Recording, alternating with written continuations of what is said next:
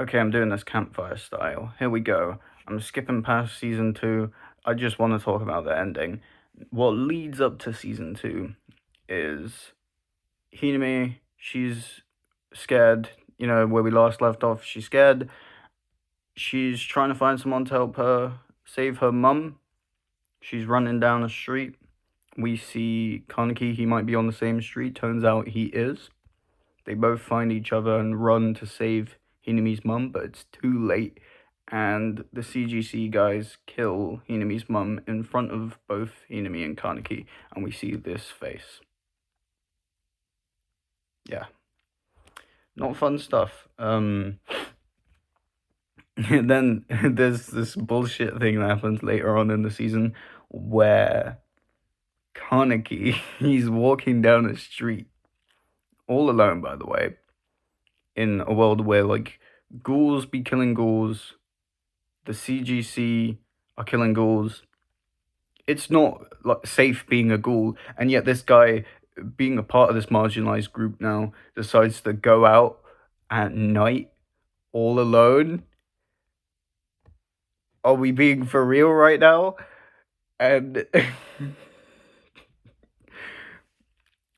coincidentally, someone who's been transferred to the branch of the CGC that is in Tokyo, where Kaneki lives, he happens to be walking down the same street as Kaneki at that same time. Bear in mind, this is in the middle of the night, and literally nobody else is on this motherfucking street. So, because this guy's a bit of a kooky character, he's a bit weird, he's prancing around, he's gallivanting, he's dancing down the street. Kaneki, is in his own world at this point. He's thinking about shit, but he doesn't have any level of front view vision where this guy who's dancing is slowly walking in his direction, and he doesn't think, maybe I should swerve out the way, move to the other side of the street or something. There's loads of space, and they both manage to bump into each other, right? They both managed to bump into each other, and this was kind of a ploy. This whole bumping into each other thing. The guy was trying to steal Kaneki's wallet, and he does steal Kaneki's wallet. I can suspend my belief, for stealing a guy's wallet just by bumping into him, right? But what I can't believe is the fact that Kaneki let this whole thing happen. Isn't he scared right now? It's hella dangerous being a motherfucking ghoul, and he's seen time and time again ghouls just being murdered. So why is he just being so carefree? What's with all the leaps in all this motherfucking logic? What are you talking about? Okay. This episode, what leads up to it, is the movie The Raid. Essentially, that's what happens, where Kingpin kidnaps Kaneki, right? And Kaneki is being held in this compound place, and the CGC managed to find out where Kingpin is, and Kingpin is a big character. They're trying to find him. He's super important to the CGC because they need to get him. He's making a lot of trouble. So there's this raid that's about to happen on this compound. All the while, Kaneki's also trapped there, so he's kind of in the crossfire here. So Kaneki's friends realize, oh shit, Kaneki's been kidnapped by Kingpin, aka Jason. We need to go save him. So it's kind of a race to save Kaneki, all the while this whole raid thing is going on. That's all the exposition out the way. Now I can get into this motherfucking season finale, episode 12. We open to Kaneki in this white expanse. There's a bunch of white flowers all over the place. I think it symbolizes something. He's whimpering, he's all fucked up, some blood splatters on one of the flowers. A hand reaches out to him, and he thinks it's his mum. That's important for later. Turns out it's Rize. And Rize, we don't really know if she's alive or dead. She kind of appears throughout the season. We don't really know, but this episode kind of confirms that she's actually alive. Isn't that crazy? And then Kingpin comes back with the Clippers, remember them, and she actually says, "Sucks to be you," already like cementing how we don't like Rize. We cut back to Carnegie, he's screaming, Jason's laughing and snapping some shit. He's getting Carnegie to count. This is important, because the whole counting thing is keeping Carnegie sane right now. What's going on is Kingpin is getting Carnegie to count down in increments of 7 from 1,000. All the while, Kingpin is cutting Carnegie's toes off with the clippers, right? It's really this whole scene is just it's really painful to watch, just because you see all the blood splattering all over the place, and then Kingpin pulls this motherfucking bucket out, and he's like, "You're gonna fill this to the brim," and we like get a few shots of like Carnegie's like regenerating toes, and like they look so weird with like it's a bit like Deadpool, right? I think like the whole regeneration thing works a bit like how Deadpool regenerates. Now, once all this whole torture thing is going on and it's like finished, he goes back to the White Expanse with Rize. Rize, we don't know if she's still alive. We think she is. I think she is. And Carnegie asks her the question, is she actually still alive? And she intentionally like gives a vague answer just to piss me off specifically, because we know she's alive. There's no way she's like making it all ambiguous. It doesn't make any sense, and we later find out why. But yeah, she gives a vague answer, and then she switches the subject to, what was your mum like? Because Carnegie called her mum earlier. Now, we see Carnegie, he flashes back to his childhood, and we see him running around asking his mum the definitions of words and shit, just like Hinami does. Now, his mum then leaves him all on his own to go work in whatever she does for work, leaving him all alone with the precious cleaning fluids to just drink on. Now, he doesn't do that, and instead he goes for his dad's books instead. His dad, he has a study, and Carnegie didn't know his dad growing up. And his dad's study was his only connection to his dad. Isn't that nice? So that's where he spent most of his days, in his motherfucking dad's study, reading all the books, despite the fact not knowing most of the words in them. Now, he remembers his mum really fondly, right? And he talks about that, like, oh, I love my mum. He repeats some nice stuff his mum would tell him when he was younger, about being nice to people, you know? And Rize's like, that's a load of shit, isn't it?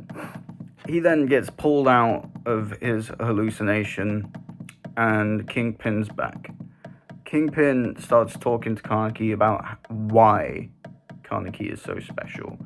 Carnegie, not only is he like the one-eyed ghoul, not many of them floating about, but he's also got like the quick healing abilities and shit. So like he's like technically half ghoul, but he's got all the powers. It's weird, and that's why he's special. Kingpin then proceeds to pull this motherfucking centipede out, right? And he lets Carnegie have a good look at this centipede. He then puts the centipede in Carnegie's ear, and we like hear, like, we get a short moment where we like hear all these weird sounds, and we assume that it's like the centipede wriggling around in his motherfucking ears. And then he just starts losing his shit. Carnegie, he's jumping about in his motherfucking chair. He wants to die right now, and that's what Kingpin wants. Kingpin, he's getting like a real laugh out of this. He's having the time of his life. Carnegie, he just wants to die. We then get a close-up of Kaneki's motherfucking feet, right? And it looks so weird because it explains how like the whole regeneration thing works. It's like Deadpool. It's literally like Deadpool where like everything's pink, but like you can still see the remains of the old skin and stuff. It's so gross, and it just like completely it makes this whole scene just so fucking uncomfortable. He like after all this finishes all this crazy shit that's going on, he goes back to the white expanse to like escape, but he can't escape because motherfucking Rize is here talking some shit about how his mum is stupid, right? His mum's teachings not worth anything at all, and she goes on to talk about how he's in this whole predicament because of what his mum taught him about being nice, and being a little fence sitter. Now, his mum would work extra hard, right? Doing all sorts of work, eventually working herself to death, right? And the reason why she'd work so hard is because she was giving Kaneki's aunt an allowance, right? And Kaneki's like, my aunt didn't deserve that allowance because she was misspending that allowance.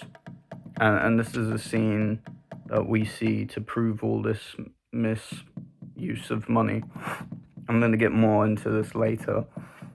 Now, Kaneki's mum, she's worked herself to death, and after his mother died, Kaneki was all alone, and the only person there for him was his best friend, who I've already forgotten the name of.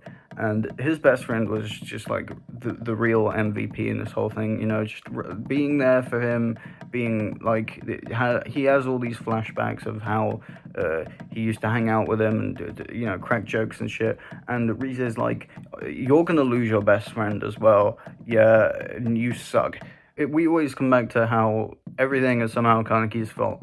Anyway, Kaneki, he wakes back to reality where Kingpin brings these two people at Kaneki's feet.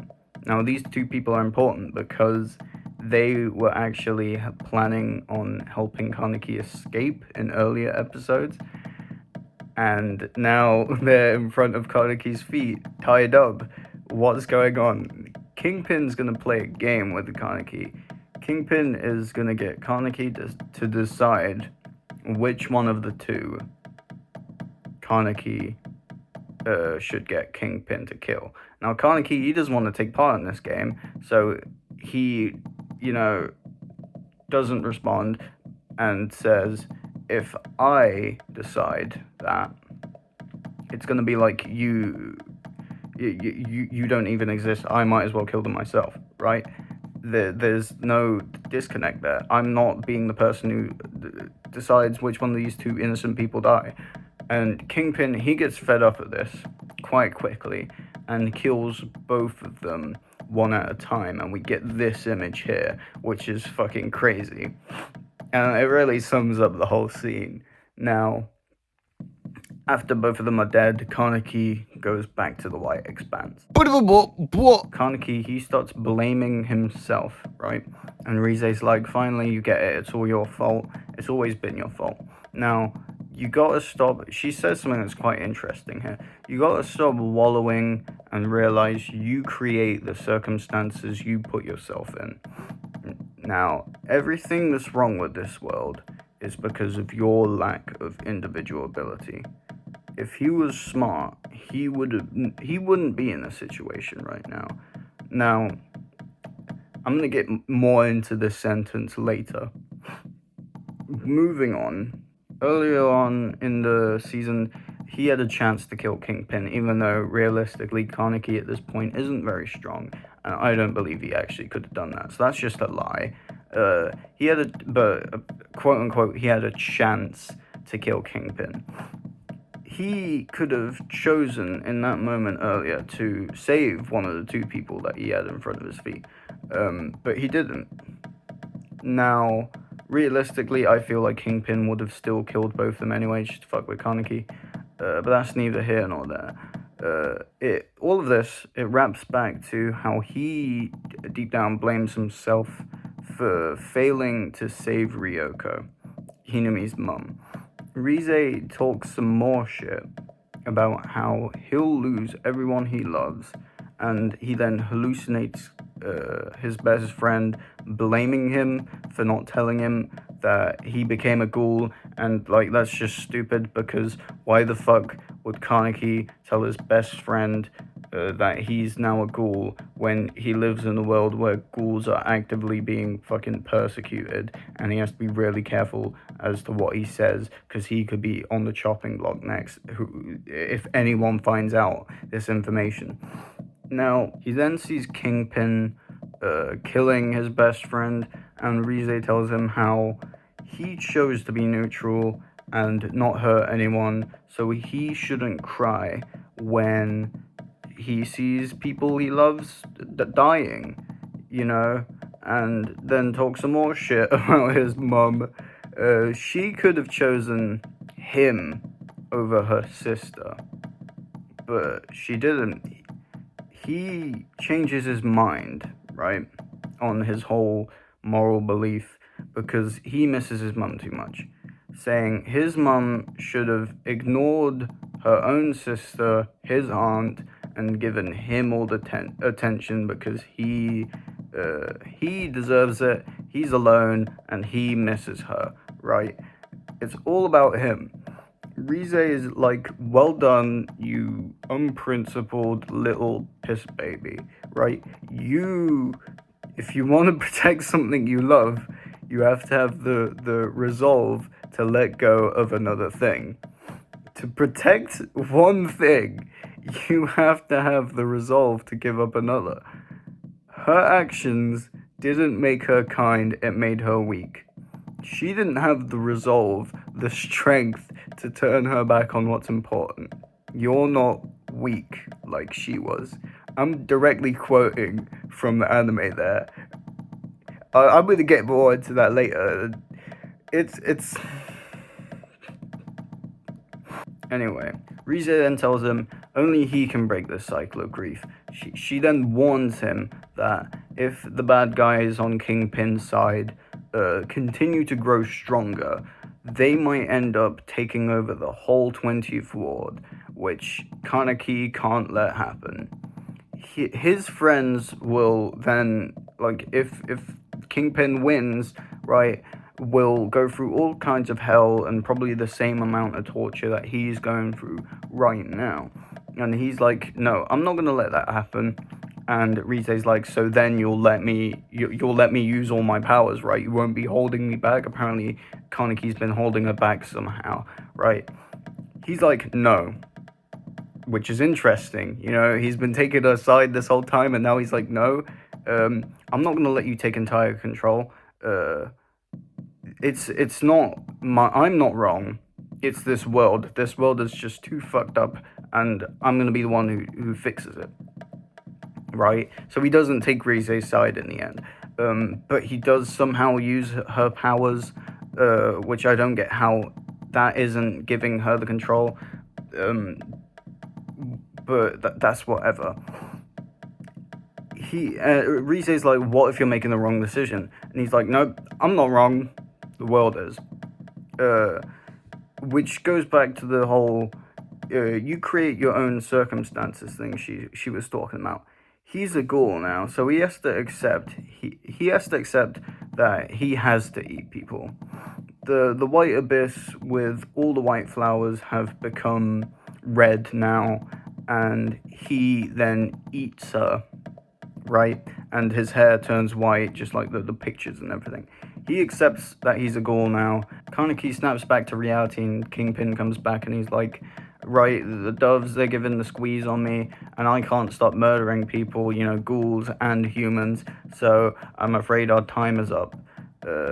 He also threatens Kaneki's friends, which he probably shouldn't have done. He's now about to bite down on Kaneki. But then Rize appears. I told you she was still alive because Kingpin sees Rize, so surely she's still alive somehow in this world. So that distracts Kingpin for a few seconds, and just before he's about to bite down on Carnegie, he gets his second wind, right? Or he gets his first wind, or whatever the fuck. He does this cool motion where he kicks Kingpin and actually bites Kingpin himself and like twists his motherfucking leg like a corkscrew. It's crazy to like escape his shackles, right? And because Kaneki got a taste of Kingpin, he's like, "You taste like doo doo." Now, Kingpin, he gets mad about this, right?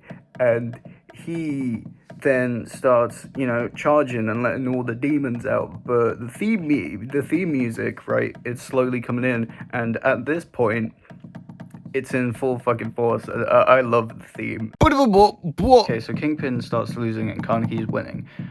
Kingpin then regresses actually, and the roles kind of reverse, where Kaneki, he starts copying the little stimming thing that Kingpin was doing with breaking his finger. I realized I forgot to mention that Kaneki's still got that fucking centipede in his motherfucking ear. He's been fighting this guy all the while having the centipede wriggling around his ear. And he then gets Kingpin to start counting down in increments of 7 from 1,000. And Kingpin, it just becomes a little bitch and then actually like starts doing what he says, because like Kaneki's really fucking him up. And just as Kingpin is about to get eaten by Kaneki, and that was Tokyo Ghoul. If that's all you came for, I hope you enjoyed the video. Uh,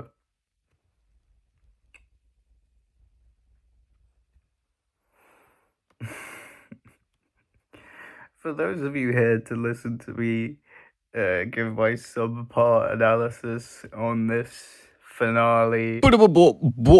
This scene, I didn't entirely go over it just because I wanted to save it for this bit here. Kaneki, he's at the end of his rope. It's near the end of the episode. Rize's preying on him. She's talking about how his mum could have done better and so on. She's trying to get him to reveal that he, deep down, actually wanted his mum to choose him over his aunt. He eventually breaks and says yes. Uh, he does, just because he misses his mum so much. He wanted his mum to choose him over his aunt. And then there's this really predatory back and forth that happens where she gradually gets him to completely just forego his aunt, even if it meant like killing his aunt, just so his mum could still be here. She then drops the line that I'm making this entire video on. I wasn't originally gonna like make this whole video specifically catered to the ending, right? But this line really fucking stuck with me, and I was like, okay, we need to discuss this.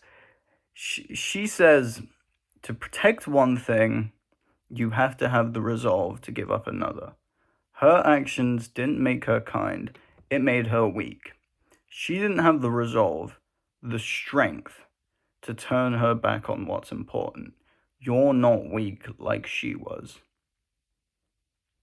Now, this is an outrageous thing to say, and there's so much wrong with it. There's layers to it. We already know that the hate for the aunt is completely unfounded, right? He has no proof of his aunt misusing the money. I realized that I forgot to add this bit. Their proof as to his aunt stealing the money, like the entire basis for like Rize's argument of his mum not giving a shit about him. His proof is Kaneki sees her walking away with the money. She takes the money, and she looks at the money, and that's it. That's somehow proof that she's like using it for the wrong reasons. And that brings me to another thing I want to talk about. For Rize calling her weak, she's just blatantly lying here, just because clearly Kaneki's mum had like the strength to look after both him and his aunt, and like she like clearly cared enough to where she worked herself to death. And it's not like Kaneki has bad memories of his mum. We're having this whole conversation because he misses his mum so much. So like clearly she was a good person. So for you to just call her weak like that, when she cared so much about these two people, is just ridiculous. And she, Kaneki's mum, right? Probably we don't know the history between his mum and his aunt. Maybe there's like reasons, actual reasons, as to why Kaneki's mum gave Kaneki's aunt that money and stuff to keep herself alive. And for us, for Kaneki to just go, I I should have had all the attention, not my aunt, right? Being like my mum should have focused all on me is just why are we telling Kaneki's aunt, telling Kaneki's mum what to do here, right? It's her fucking money. She can decide who she gives it to. So that's also just stupid. Now, now that brings me to this quote, this fucking insane motherfucking quote. To protect one thing, I've already said you have to have the resolve to give up another thing. If we if we were to apply that to Kaneki's mum, right? Let's say Kaneki's mum heard that and she actually didn't give a fuck about her sister or her son, right? And she cared about money. If she had the resolve to give up those two things, her aunt and her son, and just chase the money, that would, in Carnegie's eyes, make her selfish, wouldn't it? And we probably wouldn't be hearing so much good things uh, about Carnegie's mum and how Carnegie remembers her so fondly. That wouldn't happen if she had the resolve to give those guys up and just chase the money. I've said Carnegie's mum way too many times this video. They don't even like tell us her name. So like clearly this is just a selfish thing to believe in. If like the roles were reversed, so clearly if he believes in this, uh, he's just a selfish prick. So this whole statement is just so awful and like wrong. No. I feel it's important to also mention that I realize that this is the part of the story where the good guy is in dire straits and the bad guys are trying to get the good guy to come into temptation and join the dark side. You know, you see it hundreds of times in different types of media. So this whole scene is just one big, hey, join the bad guy's side. No, actually, I'm gonna do my own thing. For one of those scenes, it's awful because we see him kind of, giving in to the dark side, by just like letting Rize talk shit about his mum and not realizing, hey, my mum wasn't weak. She actually provided for both of us, or that like the whole my aunt was stealing was completely unfounded. And I get like there's a whole grief thing. He's clearly going through some grief because he misses his mum, and like the whole I miss my mum thing pops up quite a bit. So like he's kind of blinded by the grief, which is completely fair. But at the same time, you know, we don't really see Kaneki, objecting to any of Rize's points with any kind of actual like, no, you're wrong actually. It's just shut up, stop talking, please. I don't want to hear it, right? There's no actual argument coming from this guy. In the end, Kaneki does end up coming to his own conclusion and he doesn't give in to Rize. So, like, there clearly was some sort of development going on. but we don't see any of that development happen because, he doesn't actually counter argue with any of those claims. And there's like no sense of maybe going to the dark side isn't such a great idea. It's just kind of he listens to Rize talking shit about his mum, and like he eventually kind of agrees with her in the end, but then he doesn't actually go on to being like, hey, you were wrong about that other stuff, and also I'm coming up to my own conclusion. No, he's just in the end he just like completely out of left field just goes, no, this isn't for me. I'm doing my own thing. Goodbye. That's everything. I don't feel like watching the rest of Tokyo Ghoul. I don't feel like it, and I haven't really heard great things about it. I kind of want to watch Berserk. I've heard a lot of good things about Berserk. That and Evangelion. I've heard a lot of good stuff about Evangelion. Um, Listen to the Spotify. I've got a Spotify now. Isn't that cool? That's bye. Originally, I had a videoed version of this section, but I didn't feel like I gave enough of a detailed explanation, so I'm doing this post-production. Remember how I said Rize said something interesting, and I'd talk about it later? This is that part. More into the sentence later. Without paraphrasing, she says, do you think you can blame it on something else? Coincidence, tragedy, fate? Destiny doesn't exist in this world. It's just one person's circumstances colliding with another's. Who creates those circumstances? It's you, Kaneki. All the detriment in this world stems from a lack of individual ability. Originally in the script, I was like, okay, Rize's got a bit of a point here. He trusted this woman he's never met before, only known them for a few hours, down a dark alley, and then gets all surprised that it turns out she's a ghoul. He lives in a world full of ghouls, and the person he gave his blind trust to turned out to be a ghoul. I was laughing at him, thinking, that's silly. But then I went like, hold on a minute, what am I laughing at here? I realized that I'm just laughing at him for trusting another person he also had feelings for. If we go back to the beginning of the anime, that's literally all he's at fault for doing. And if we were to be so for real right now, that's kind of just what humans do. We're like evolved to give people the benefit of the doubt. So it's not really fair to just be like, this is all your fault, Kaneki. And it's really surprising how easy it was to like take Rize's side on that and like go into the victim blaming mentality. I thought it was interesting when she said, it's one person's circumstances colliding with another's, and who creates those circumstances? You do.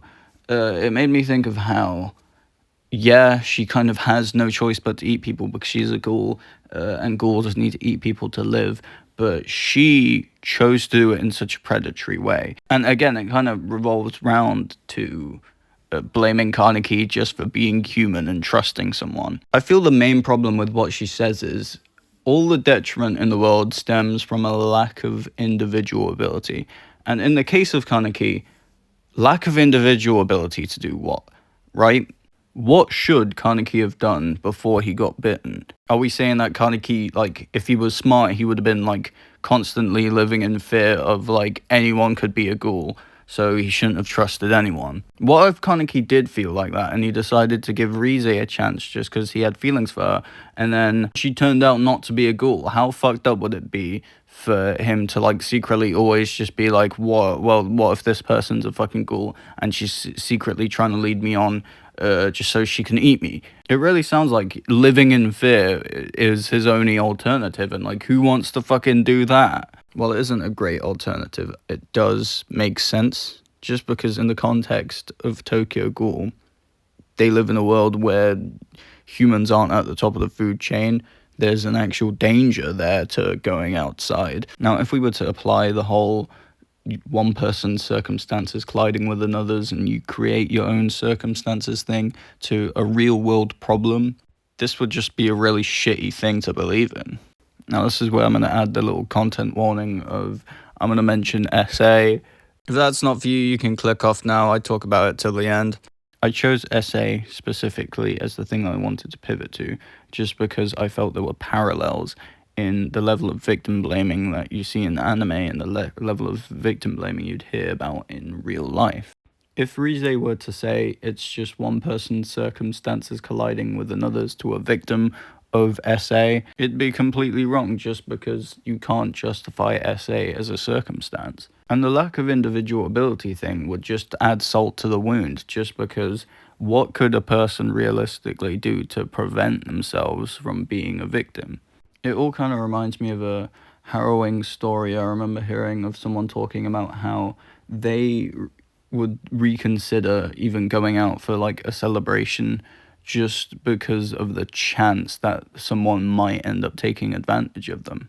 And that goes back to the thing that I was talking about earlier where I said people don't who wants to live in fear, but some people kind of have no choice just because of shit like this. Now, you could argue that I'm recontextualizing what Rize is saying to go towards an argument that she isn't even arguing against, which may be true, but if we were to look at Kaneki's victimhood, while he isn't a victim of SA, there are parallels there. There are parallels in the sense of his life has been changed just by this incident alone, and his trust was exploited and taken advantage of, which is parallel to what a victim of SA might feel. Statistically speaking, victims of SA are just as likely to become victim to someone that they have some level of relationship to, as opposed to people who don't know their perpetrator. Kaneki's life being changed by this one incident rings true to the level of PTSD that victims of SA experience. So there's definitely parallels between Kaneki's victimhood and like the whole SA comparison that I'm making here. I realized that by the time this video releases, it will be International Women's Day. Shout out all the women watching this video right now, and shout out all the women out there. Um, it does segue me on to my next point, though, of where if I'm going to make a video mentioning SA, I feel like I need to cite this statistic of women experience it more than men do. I was aware of the disparity, but I didn't know the exact number until today, and it was really quite shocking stuff. I'm going to link all the sources in the description, and you can check them out yourself. It's really quite surprising for me, but might not be surprising for some people watching this, and they already knew the statistic. I'm not going to be sat here downplaying anything as well. I'm not saying that men don't have it as bad. I just wanted to bring light to the fact that women experience it way more than men do, and a real brave statement here. Obviously, that's wrong, and it shouldn't be happening.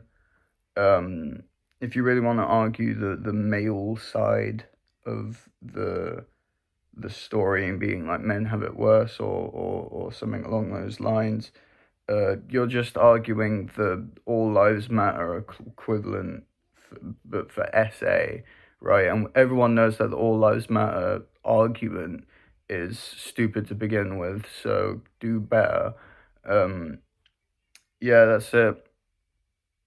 I wish I had a lot more positive things to say on International Women's Day, but it's kind of the direction that the video went in.